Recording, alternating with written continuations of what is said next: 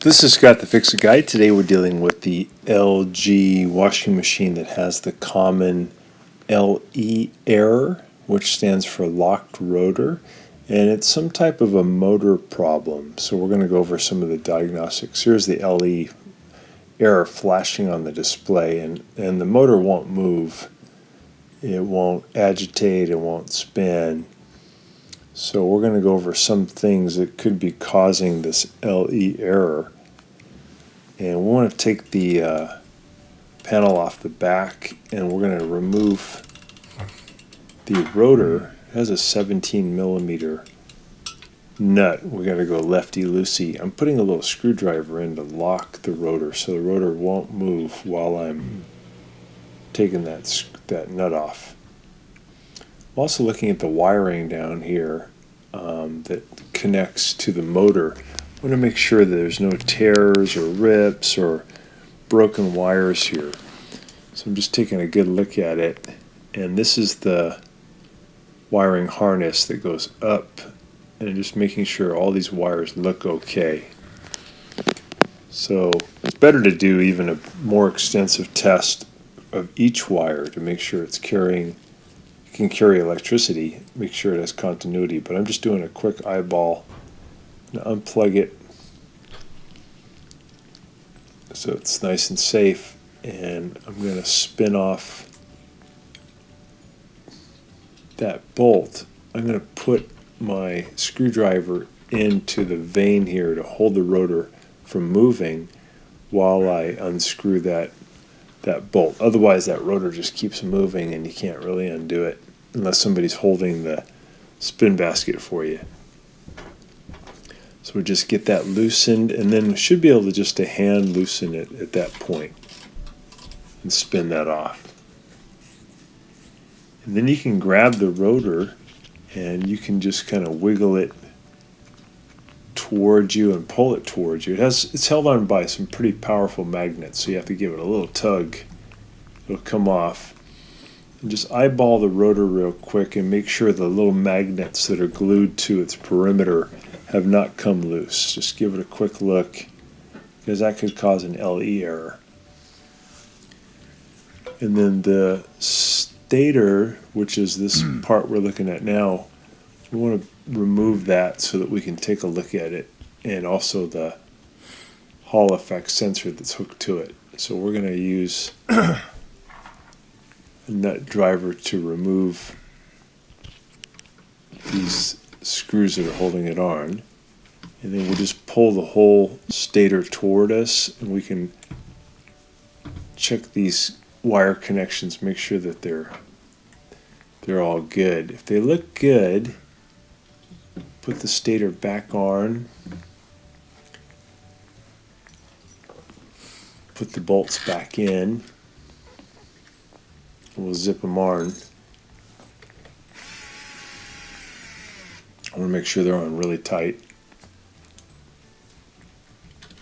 It's a pretty cool motor that this has. It's called the direct drive, so there's no belt, and it's a neat system. It is prone to these LE errors though, and you just got to figure out what's causing it. So the Hall effect sensor could be loose or could need to be replaced. The stator probably would not be damaged. It's very unlikely that would need to be replaced. The rotor that we took off originally, that may need to be replaced because the plastic splines that hold it onto the metal shaft may be stripped, and that'll cause an LE error also.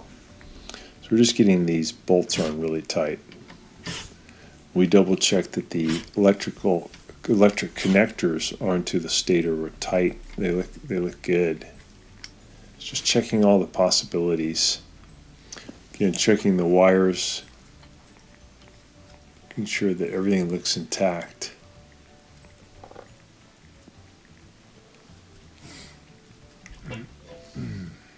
So we'll go ahead and put the rotor back on. This one is not stripped.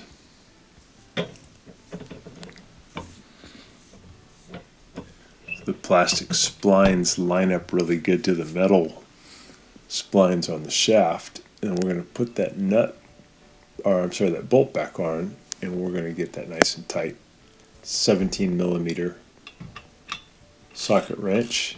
You zip it on, and then when it starts to rotate, you can put a standard head screwdriver into the vane to hold it steady so that you can finish tightening it up.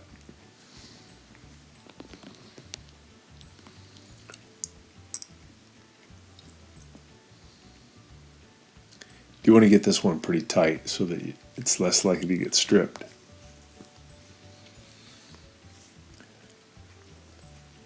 So we're going to plug it in and just see if there's any change.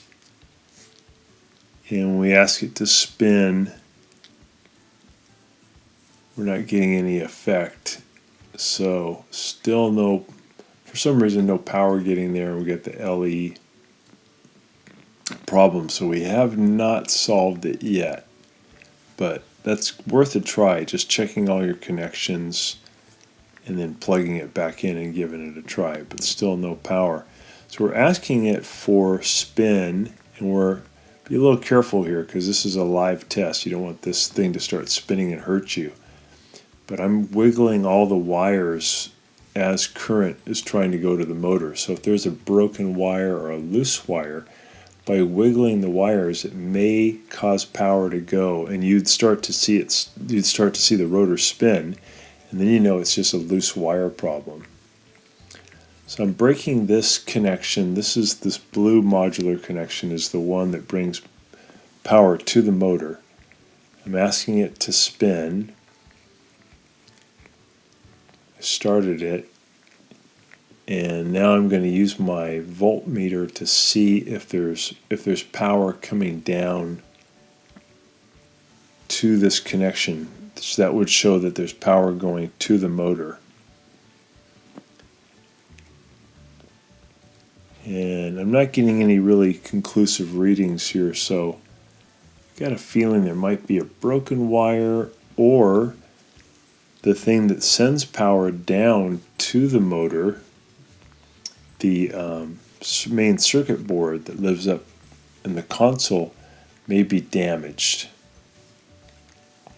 I know the customer mentioned that there was some weird power spike and they heard crackling sound, so maybe something happened with the control unit. It lives underneath this panel, so we're going to remove these standard head screws to get them out of the way, and then we can look in on the panel.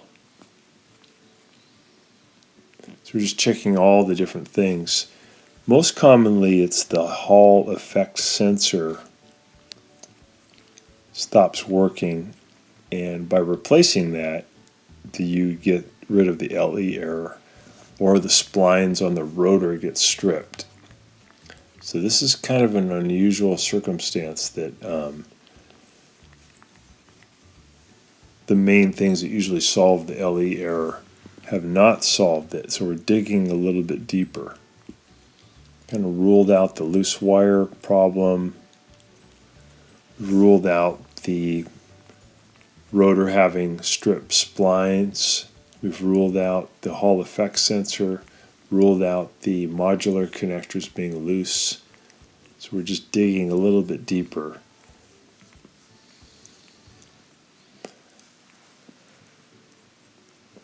Check out the control. Also got to remove the water lines that hook up to the machine before you can get this panel off. So you have to turn off the water and then pull these water lines off. And underneath this panel, you be able to see the controller.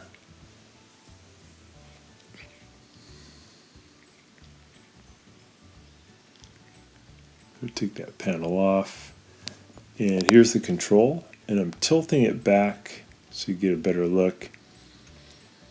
And a good thing to do at this point is just to loosen up all of the modular wire connectors and then reconnect them.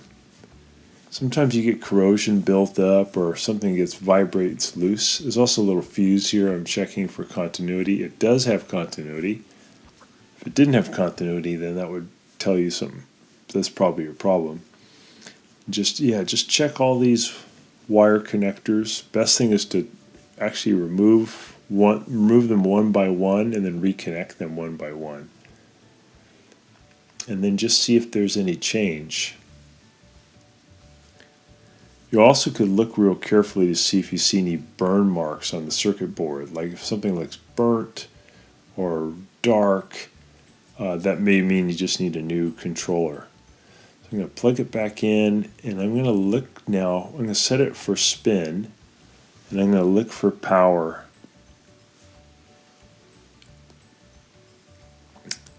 Coming from the connector that goes to the motor.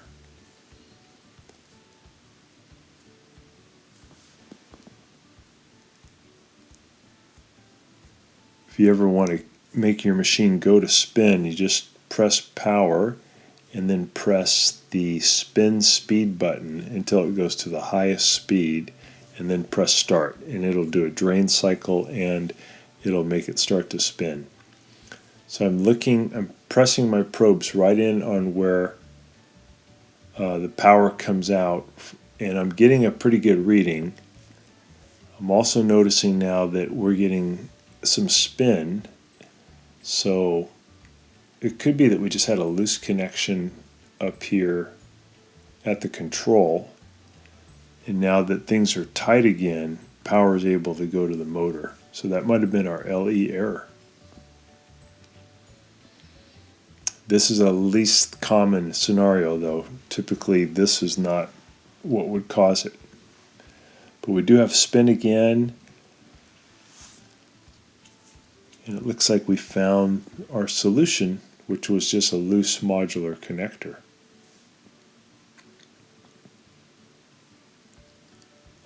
I'm wiggling the wires though while it's doing this spin. Be careful this thing doesn't hurt you. But if all of a sudden the power cut out, then I would also know that it was due to a loose wire. But the power does not cut out, so I think it was a loose modular connector. I'm just going to put it all back together.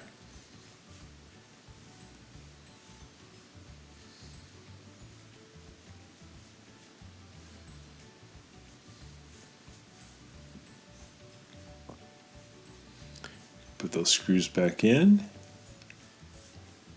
We'll reattach the water lines, and there we go.